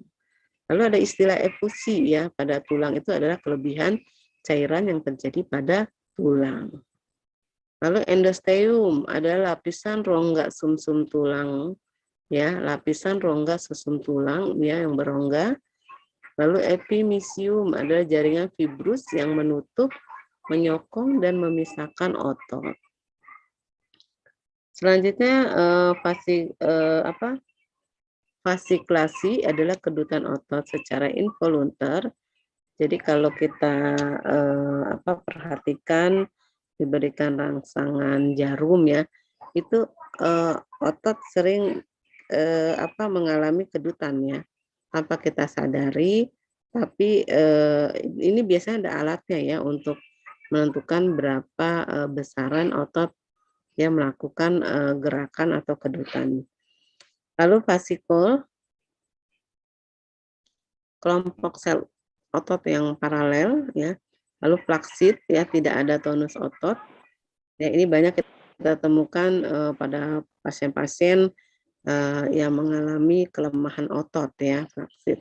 Lalu kalus, jaringan ikat pada tempat patah tulang ya. Jaringan ikat pada tempat patah tulang ya. Atau disebut dengan jaringan baru ya, tumbuh baru. Lalu kartilago adalah jaringan khusus pada ujung tulang ya. Lalu ada klonus, kontraksi otot yang berirama. Lalu ada kontraksi isometrik ya, tegang tegangan otot yang meningkat, panjang otot tetap dan tidak ada gerakan. Lalu kontraksi isotonik, ya, tegangan otot tidak berubah dan otot memendek, ya, dan ada gerakan sendi. Lalu kontraktur, ini pemendekan otot yang abnormal atau tidak. Abnormal itu kan berarti kelainan, ya. Ini biasanya kondisi-kondisi ini terjadi pada patah tulang, ya, atau karena terjadinya kecelakaan, ya. Sehingga saat pemeriksaan, ya, terjadi pemendekan terhadap salah satu tulangnya yang mengalami cedera, ya. Lalu crepitus. Nah, crepitus ini ada suara berderik, ya, dapat terjadi karena gerakan patahan pada ujung tulang, ya. Misalkan terjadi kecelakaan sehingga menjadi retak, ya, retak tulang, ya. Nah, itu istilahnya crepitus. Lalu ossifikasi adalah proses penulangan penimbunan kalsium dalam matriks tulang. Lalu osteoblas, ya, tadi, ya, istilah disimpulkan disebut dengan sel pembentuk tulang. Lalu osteogenesis adalah pembentukan tulang. Lalu osteoklas, sel yang mengabsorpsi tulang, ya, menyerap tulang masuknya, ya. Kalau reabsorpsi menyerap kembali. Kalau osteosit ini adalah sel tulang yang sudah dewasa, ya. Jadi sudah sempurna, ya. Lalu periosteum adalah jaringan yang membungkus tulang. Ya, lalu resorpsi, penghilangan atau penghancuran tulang. Lalu sinovium, membran pada sendi yang mensekresi, ya, mengeluarkan, ya, cairan pelumas. Nah, ini dia adanya di mana? Sinovium ini adalah adanya di sendi, ya, sendi-sendi tulang. Jadi ini memberikan cairan pada sendinya. Kenapa sendi itu bisa bergerak bebas, ya? Karena cairan sendinya atau sinoviumnya ini cukup. Nah, kalau orang yang nyeri sendi, ya, ini biasanya apa? Cairan sendinya itu sudah berkurang, ya, sehingga dia sering mengeluh pada sendi, ya. Lalu spastik atau spasme, tonus otot yang meningkat melebihi normal. Lalu tendon, ya. Tendon ini ada jaringan ikat yang menghubungkan otot ke tulang, ya. Ya. Tak panggil khusus wawancara atau Baik, Bapak Ibu, ya, ini untuk penjelasan dari fisiologi otot, ya, dan skeletal. Penjelasan di sini, silakan. Mungkin ada yang mau ditanyakan. Bisa saya kembalikan ke Bu Titi Rianti. Silakan, Bu Titi. Ya, baik. Terima kasih Ibu dosen, Ibu Robaya, atas penjelasan materinya yang sangat luar biasa, ya. Karena kita sebagai praktisi kesehatan harus tahu, ya, apa itu otot dan sebagainya. Jadi teman-teman, bagi teman-teman yang ingin bertanya, silakan mengaktifkan yang raise hand, ya, melambaikan tangan atau menulis di kolom chatnya, ya. Pak Sahuri, mohon maaf di itu, ya, Pak Sahuri. Sumiati jadikan co-host nih, nggak bisa ngemut nih. Ya, teman-teman silakan. Ada yang ditanyakan? Saya pakai motor, mobil kok. Apa itu tentang mungkin ada yang tanya kenapa harus yang penyuntikan itu di ini tadi Bu dosen. Tadi saya memperhatikan tuh. Ya, itu. Ya, untuk yang tadi area. Oh iya baik. Ya, tadi, ya, biasanya di kesehatan untuk jenis-jenis melakukan injeksi atau suntik itu kan ada yang di otot, ada yang di vena atau pembuluh darah, ada yang di kulit atau yang disebut dengan intrakutan, ya, ada juga yang di subkutan. Nah, tadi yang saya jelaskan pada area letak di spina iliaka anterior dan posterior ya. Untuk yang injeksi di area panggul ya, biasanya itu pada ibu-ibu yang mau disuntik KB, atau bisa juga bapak-bapak yang kalau nyeri pinggang ya masuk ke IGD itu disuntik, aduh langsung enakan gitu ya di area situ ya. Nah ini karena di area sini banyak rangsangan saraf ya. Nah cara mengukurnya itu ya tadi ya di tulang spina iliaka anterior ya dan superior, itu adalah tulang usus ya. Ya, berarti kalau di kami ini mungkin kalau sakit pinggang dan sebagainya mungkin bisa juga ya kita kop di area pinggul tadi ya, mungkin seperti itu Bu dosen, karena teknik kami kan memang agak sedikit berbeda ya. Nah, kemudian untuk area patella atau ini lutut ya, itu kan kadang sering orang kalau sakit tuh sakit lutut itu selalu disuntik gitu. Apakah memang di area tersebut juga daerah patellanya, Bu dokter, Bu dosen? Ya, yang tentang nyeri ya pada area maksudnya disuntik ini pada area spina iliaka anterior dan superior ya. Jadi kita mengukurnya itu dari sini batasan panggul itu ya sampai dia ke area jadi kita pakai jari ya, pakai jari kanan ya, ujung kelingking itu kita letakkan di spina iliaka anterior dan superior, dan ujung dari ibu jari kita ya sampai batas, baru kita ambil sepertiganya. Sepertiga itu ada pertengahan dari jari tengah kita ya. Nah di situ letaknya kita lakukan injeksi gitu ya. Nah kalau untuk teknik, mungkin Ibu untuk teknik cupping itu kan, dry cupping itu kan ini ya kering ya, bekam kering ya Bu ya. Ya betul dosen. Ya. Ini memang bekam kering, bukan bekam basah. Jadi ya, mungkin pengekopan juga area situ juga mungkin membantu juga ya. Seperti yang tadi disebutkan. Biasanya ya, karena dia ototnya itu area tersebut kan memang besar ya ototnya ya. Bantalan ototnya besar ya, sehingga banyak orang kesehatan itu mengambilnya area-area daerah tadi ya, itu kan istilahnya area bokong ya, panggul. Lalu area sini Bu, area di area untuk suntik ya, area lengan atas ya, lengan atas ya. Kalau kita ya Ibu yang divaksin deh ya, vaksin itu kan di otot tuh disuntiknya. Lengan ya? Nah lengan. Itu karena bantal ya di lengan ya, lengan atas ya, di lengan atas ya. Di lengan atas juga kan itu ada pengukurannya ya, itu harus 3 jari ya di ujungnya, lalu jari yang ketiga yang bawah baru kita lakukan penyuntikan. Nah, karena di situ ya tadi bantalan ototnya itu besar ya. Lalu di mana lagi yang sering dilakukan injeksi muskulo atau di otot ya, tadi di daerah bokong, panggul, lalu di daerah sini ya yang saat Ibu vaksin ya,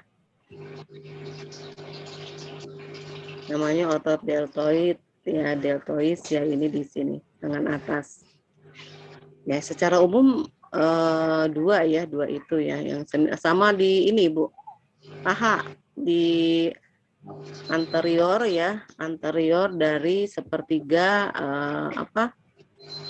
sepertiga otot paha ya ke bawah ya, itu juga sering dilakukan penyuntikan ya. Daerah femur. Jadi ada 3. Femur? Iya, femur itu paha. Bagian depan, tapi pahanya bagian depan, anterior. Ya, silakan kawan-kawan bagi yang ingin bertanya, silakan di ini ya, ditanyakan. Mumpung ada Bu dosen nih ya. Kalau di kami ini ada namanya titik su dan mu. Kalau di istilah medis itu namanya posterior anterior ya Bu ya. Depan belakang itu apa? Anterior. Depan anterior ya, depan anterior, posterior itu belakang. Oh, ya. Kalau di kami itu kalau titik akupunkturnya atau TCM-nya titik su dan mu, sama sih depan dan belakang seperti itu. Ya. Ya, yang lain gimana teman-teman? Ada yang ditanyakan? Silakan. Pak Erwin, gimana Pak Erwin? Belum. Silakan Pak, mungkin ada yang ditanyakan karena mungkin ini ilmu baru ya buat kita, tapi ini sangat diperlukan karena terkadang ketika kita menerapi kita hanya tahu cuma meletakkan beberapa kayak kop gitu ya, tanpa tahu apa itu manfaatnya.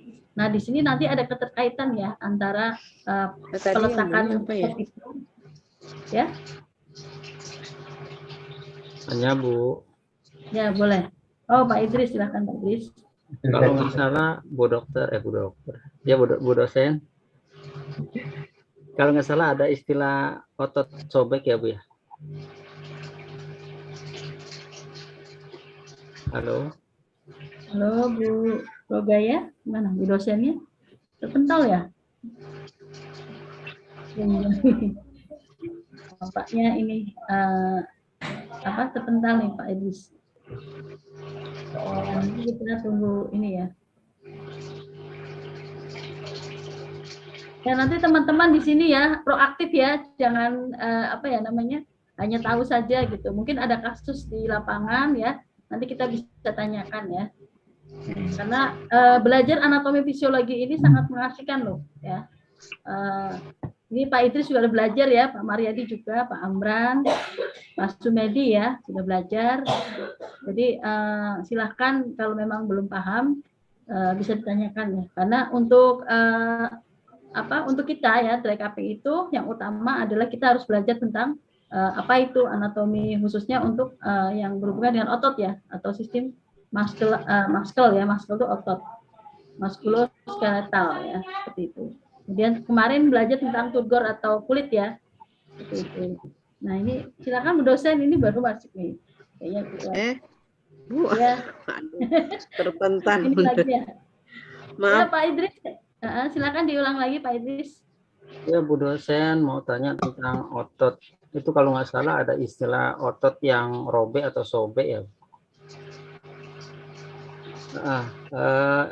Itu penyebab otot sobek itu apa ya Bu? Terus ciri-ciri otot yang sobek itu seperti apa ya Bu? Ya, baik. Ya, penyebab otot itu sobek ya. Nah, otot itu sobek bisa karena cedera ya, atau kecelakaan ya, atau ada trauma ya, dia jatuh, lalu dia itu sobek gitu ya, dan menimbulkan tentunya lebam ya atau kebiruan ya. Nah, penyebabnya ya banyak ya, makanya kenapa kita dalam penata laksanaan ya untuk menangani kondisi ya atau hal tersebut ya, itu kita lakukan kompres, berarti kan menghentikan perdarahan ya. Lakukan kompres dingin ya atau dengan batu es ya kalau yang lebam atau cedera ya. Karena apa? Karena itu karena vaskularisasinya atau pembuluh darah itu pecah ya, sehingga memerlukan penghentian dengan proses ya, dilakukan secara ininya ya, mungkin secara awamnya, tapi itu ada di penata laksanaan kita lakukan kompres dengan batu es, menghentikan perdarahan. Kalau lebam itu udah pasti robek ya Bu dosen? Iya, itu adalah tandanya. Jadi karena dia robek ya, kita maksudnya yang disampaikan itu apakah Bapak itu maksudnya lukanya itu terbuka atau tertutup? Tertutup Bu dosen. tertutup. Iya. Nah, kalau tertutup kan kita melihat dengan kasat mata itu kondisinya itu lebam ya atau kebiruan ya. Beda halnya kalau terjadi patah tulang ya atau fraktur istilah medisnya, itu dia udah pasti kelihatan ya untuk robek itu otot karena terlihat tulang kan, sebelum ke tulang itu otot dulu gitu ya. Nah, kalau dia lebam, nah itu hati-hati juga karena dia karena dia melekat pada tulang. Nah, itu perlu di ronsen ya, takutnya ada patah atau retak ya pada tulang tersebut. Nah, biasanya penanganan segera itu kita lakukan kompres, lalu harus untuk bergeraknya itu diistirahatkan, maksudnya jangan menimbulkan banyak pergerakan ya, jadi memang harus dibantu untuk bergeraknya ya, jadi harus dibantu untuk diminimalkan ya, tidak melakukan perubahan posisi ya, karena akan mempengaruhi ya mempengaruhi bertambah luasnya ya. Tadi kan proses otot itu kan kalau dia kontraksi berlebihan, dia itu akan semakin semakin dia pemendekan otot karena dia tidak relaksasi ya. Nah, kalau dia kondisinya kontraksi itu akan sangat berbahaya ya untuk bertambah luas ya terhadap lukanya. Nah, seperti itu biasanya dengan kompres lalu pembidaian ya dengan spalek ya biasanya. Nah, lalu dilakukan ronsen dibawa ya ke rumah sakit lalu di ronsen ya untuk melihat letak ya dan kerusakan. Itu untuk penanganan medis ya yang saya pahami.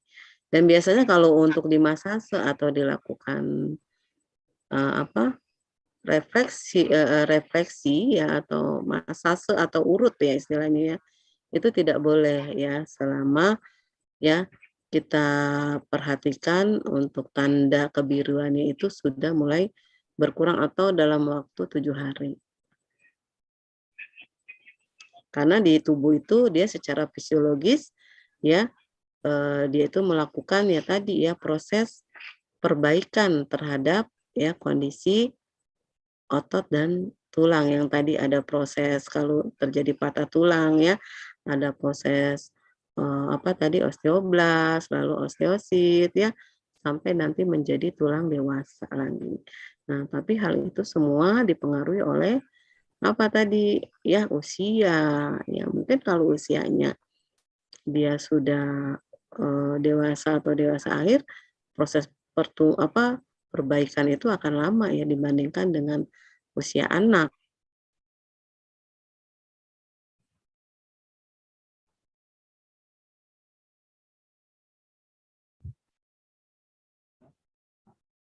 Halo, berhenti ya? Ya, baik, terima kasih Bu dosen. Oh ya, baik. Ada lagi teman-teman yang ditanyakan? Bu Titik, saya Bu. Oh ya, silakan Pak Amran. Ya. Ya, baik. Terima kasih Bu dosen. Saya ingin menanyakan yaitu mengenai otot dan tulang ya. Bahwa tulang itu kan tempat di mana menempelnya otot ya.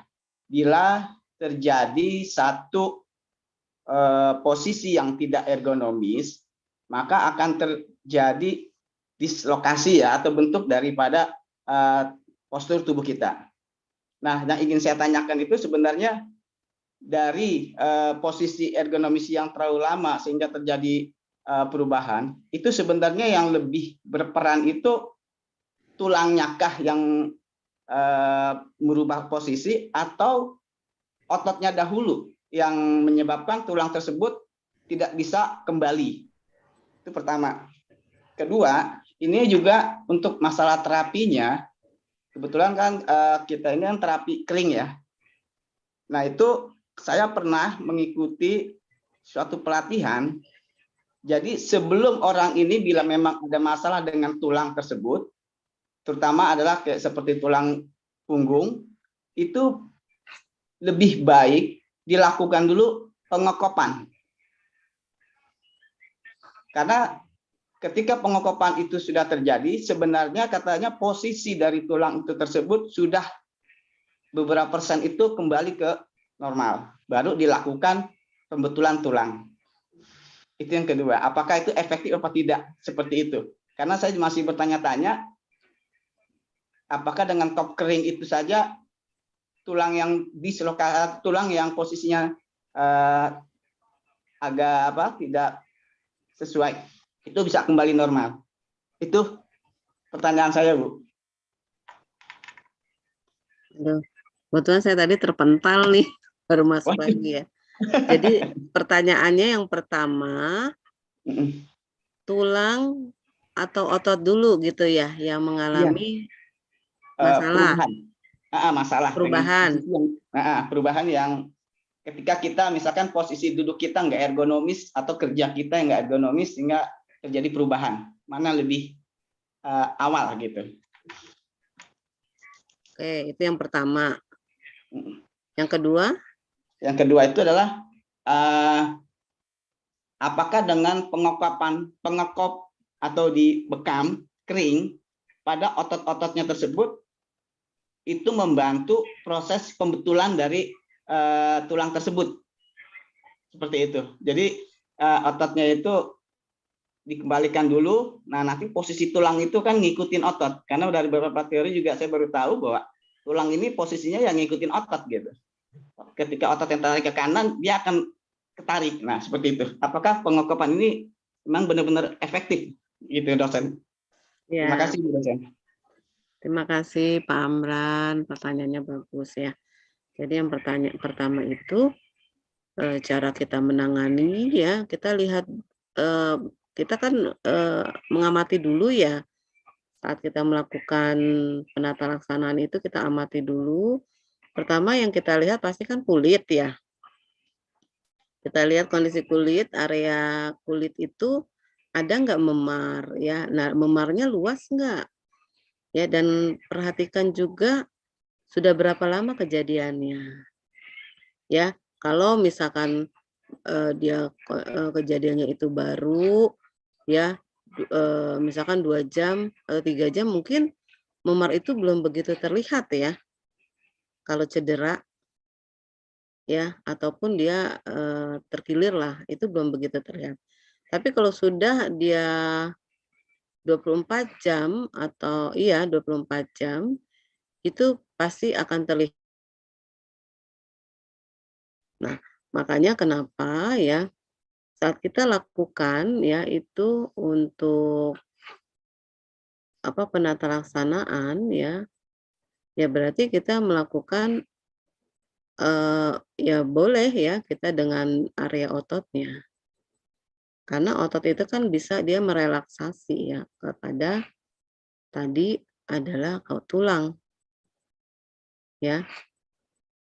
Nah, lalu yang tadi untuk tindakan ya cupping ya, kalau misalkan dengan kondisi dia tidak ergonomis, misalkan ya duduk terlalu lama jadi tidak nyaman ya, ataupun pegel ya istilahnya ya, pegel ya. Nah, ya yang harus kita lakukan ya kalau kita memang sebagai terapis ya penanganannya memberikan relaksasi ya.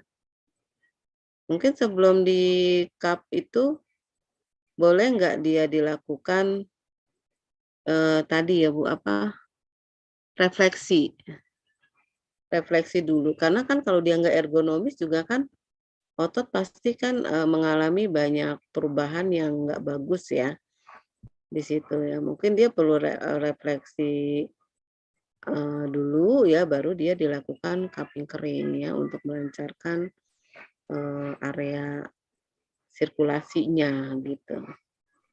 Mungkin kalau saya seperti itu penanganannya. Tapi kalau misalkan dia ada cedera ya, kalau di medis itu ya memang kita harus dilihat dengan tindakan dites ronsen dulu ya, untuk melihat apakah ada ya terjadi patah tulang atau pergeseran tulang gitu loh ya, baru kita melakukan penanganan ya. Kalau penanganannya kan kalau di medis itu gips ya atau traksi gitu loh ya. Jadi itu ya kalau di kami. Ya, Ya baik, mungkin ada yang mau menjawab ya, kalau tidak puas silakan. Mungkin saya tambahin Bu sedikit ya. Ya. Ini berdasarkan pengalaman saja. Ya, kebetulan untuk dry cupping ini memang selain untuk apa namanya? Tanyanya ya. Apa namanya? Terkadang memang ketika ada pergeseran mungkin ya yang ditanyakan itu, ya sebenarnya sih untuk dislokasi atau pergeseran sih kita memang harus melakukan terapi reposisi ya, seperti itu. Tapi untuk dry cupping sendiri kalau yang saya pernah alami itu memang ketika kita pegel-pegel tadi bicara tentang pegel-pegel, itu ketika kita relaksasi kemudian kita kop ya. Setelah itu karena ketika kita mengkop itu kan kita kayak semacam ini ya, kayak menyedot gitu kan ya. Jadi ketika dilepas itu nanti yang tadinya pegel itu nggak pegel lagi gitu loh, seperti itu. Jadi salah satu manfaat dari kop tradisional adalah salah satu itu untuk untuk mengatasi rasa pegel, kemudian untuk relaksasi juga. Ya, nanti untuk penjelasan kopnya nanti akan disampaikan oleh Bapak Fitri dan Cici Asmuni ya untuk lebih jelasnya. Tetapi sebagai pengalaman sebelum kita melakukan kop ya memang kita harus relaksasi dulu. Kalau tadi Bu dosen kan bilangnya refleksi ya. Kalau di kami itu refleksi itu orientasinya ke kaki Bu, gitu loh. Jadi kalau di sini kita mungkin lebih mengarah ke pengurutan atau masas ya dengan relaksasi ya kan. Setelah direlaksasi pelanturan otot, kemudian baru kita lakukan dry cupping gitu. Seperti itu aja mungkin. Pak Amran gimana Pak Amran dengan penjelasannya? Baik Bu, karena kan ini masalah tulang ini secara medis ya, jadi saya juga pahami juga gitu. Ya. Secara medis. Oke, baik. Untuk terapinya sudah paham ya? Maksudnya untuk ya, insya Allah sudah paham. Nantinya sudah ada nyambung dengan yang saya pahami dengan teori-teori itu. Oke, antara baik. medis dengan kop tradisional kita gitu. Oke, baik. Pak Amran juga dari medis ya Pak? Ya Bu. Dari medis juga ya? Ya awal pendidikannya Bu. Oh, baik-baik ya. Praktek juga? Praktek terapis juga nggak? Terapis dari sudah lama juga. Tradisionalnya maksudnya kan Bu? Iya, betul tradisionalnya. Iya. Oh, jadi gitu, banyak ya. itunya Bu dari medisnya. Karena udah nggak di medis lagi kerjanya. Oh, gitu ya. Padahal nanti kalau misalnya kita medis dan alternatif itu sangat sangat sangat bersinergi, sangat bagus gitu ya. Karena seperti saya sendiri ya nih, misalnya ada Bu dosen ya, Bu Rogaya. Kami kan juga dari alternatif ketika saya belajar medis tuh sangat sangat nyambung sekali gitu, terutama ketika kita belajar tentang psikologi gitu kan ya, kemudian belajar tentang anatomi fisiologi gitu, itu sangat nyambung gitu. Makanya teman-teman di sini ya, walaupun kita usia sudah ini ya, tapi jangan patah semangat ya, karena kalau kita masih bisa mikir ya cobalah tetap belajar dan insya Allah kita bisa belajar di Stikes Sismadi ya Bu Rogaya. Ya monggo Bapak Ibu. Oh ya Bu Titi, maaf, saya kan medisnya itu dasarnya dari nutrisi ya. Oh ya. Kan tidak bertentangan ya antara prakteknya tradisional tapi nutrisinya konvensional masih yang saya pakai. Oh ya. Nah, tapi dietnya. Baik-baik. Sebenarnya sih tidak juga sih Pak, karena kalau kita ini ketika kita belajar herbal itu kan ada herbal TCM dan herbal Nusantara ya. Ya, tapi dikombinasi dengan nutrisi kami pun kemarin dapat masukan atau dapat ilmu dari Ibu Hernida ya tentang nutrisi dan gizi, itu sebenarnya itu saling berkaitan juga sih gitu. Malah semakin bagus gitu, semakin komplit gitu loh. Seperti itu ya. Pak Amran atas ajangan ini ya. Semangat, tetap semangat.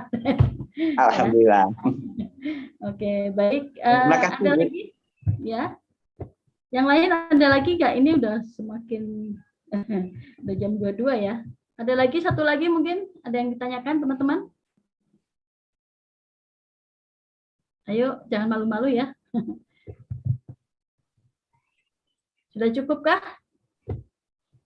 Kalau sudah cukup, akan kita tutup ya untuk malam ini. Ya, baik. Terima kasih Bu dosen atas ilmunya dan Ya, sama-sama Bu. ya, jadi kami dari para terapis tradisional ya, memang untuk ini memang kami sangat awam ya dengan dunia anatomi fisiologi, tetapi setidaknya kami juga punya gambaran ya, dan mungkin akan sedikit saya terangkan kenapa di pelajaran pembekalan KOP tradisional itu kita harus mengenal tentang anatomi fisiologi ya, sesuai dengan filosofi dari dan memang ownernya ya Bapak Ado Sadroi ya, itu kan beliau seorang medis juga ya, dan medis dan juga tradisional gitu. Jadi kami ini ingin agar setiap para terapisnya terutama pengobat tradisional itu juga mengenal tentang medis ya, setidaknya gitu ya, terutama anatomi fisiologi, karena bagaimanapun ketika kita ingin menerapi seseorang ataupun mengetahui teknik terapi apa yang cocok, kita harus tahu titik letak dari anatomi. Misalnya titik organ mana nih? Oh, ini jantung, paru-paru ya, misalnya hati ya, kemudian dan sebagainya seperti itu. Jadi ketika pasien kita bertanya, Bu, ini saya sakit mana? Hati atau misalnya gitu kan, kadang-kadang kita bingung ini apa ya? Hati atau jantung nih gitu. Jantung di sebelah mana? Hati di sebelah mana gitu, seperti itu, dan lambung, pankreas dan sebagainya seperti itu ya. Jadi dengan adanya pembekalan tentang anatomi fisiologi di sini diharapkan ya kawan-kawan semua akan lebih paham ya tentang anatomi, dan nanti untuk kedepannya lagi kita akan bertemu lagi ya. Untuk besok apakah masih ada lagi Bu Sumiati? Halo Bu Sumiati? Ini Bu Sumiati ini ya. Kemarin jadwalnya dari tanggal berapa ya, teman-teman? Saya ini sampai tanggal 27, Bu. Oh, 27 ya? Ya, sampai nanti 27. Sampai 27 ya? Oke. Ya, halo, Ya. hadir. Ini bagaimana Bu? Sampai tanggal berapa Bu? Berhubung besok untuk prepare untuk wisuda, nanti kita ganti awal bulan aja Bu, bulan April. Jadi tanggal 9 dan 10 ya, 8, 9, 10. 3 hari lagi ya? Ya, gimana Bu? Ya, Bapak. Gimana puasa? Tidak apa-apa ya teman-teman ya, tetap semangat ya. Mungkin habis ini ya, habis habis sholat ini. Tarawih. Tarawih ya, tarawih ya. Nanti tetap belajar ya. Bagaimana tanggapan teman-teman setelah 2 hari mengikuti ini? Apakah tetap semangat atau bagaimana nih? Luar biasa, semangat. Semangat, Bu. Siap, tetap semangat Ibu. Nah, baik-baik ya. Jadi, sebelum ditutup, teman-teman mungkin di foto videonya diaktifkan, silakan. Bu Titi. Iya, silakan biar saling mengenal.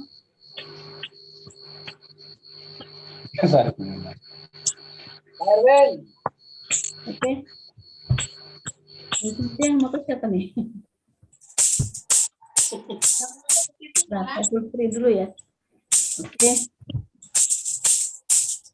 Yang mau sudah aktif kan?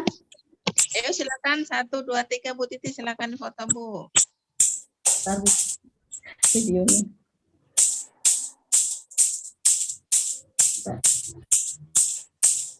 Bisa pakai HP ya? Semangat. Bukan Bu sih. Pakai HP. Laptop gimana Bu? Belum ini. Laptopnya fotonya dibanyakin aja, nanti di fotonya pakai HP bisa. Selatan. Pakai HP Ibu aja, Bu. Mohon maaf, Bu.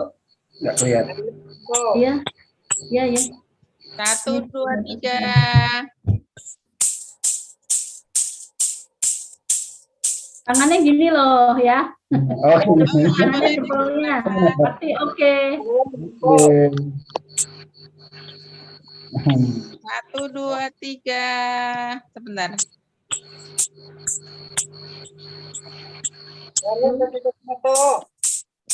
Ya. Ya. Oke. Oke. Sebentar lagi. 1, 2, 3. Ada lagi.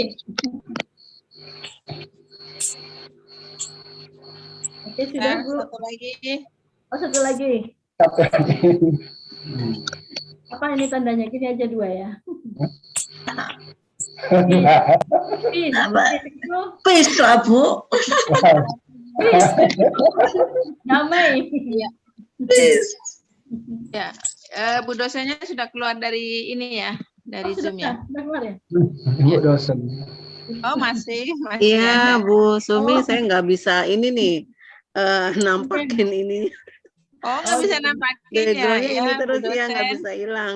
Di close share aja. Close Ya, share. sama-sama Bapak Ibu, terima kasih. Kita di sini diskusi ya, Bapak Ibu. Semoga untuk kedepannya kita bisa ketemu kembali ya. Nah, kalau mau ada yang bergabung di Stikes Madi, mungkin nanti sama Bu Titi, Bu Sumi ya, kita berbagi pengalaman ilmu ya, Bapak Ibu. Baik, saya mohon izin untuk undur diri ya. Terima kasih. Assalamualaikum warahmatullahi wabarakatuh. Izin ya Bapak Ibu. Waalaikumsalam warahmatullahi wabarakatuh. Dosen atas ilmunya.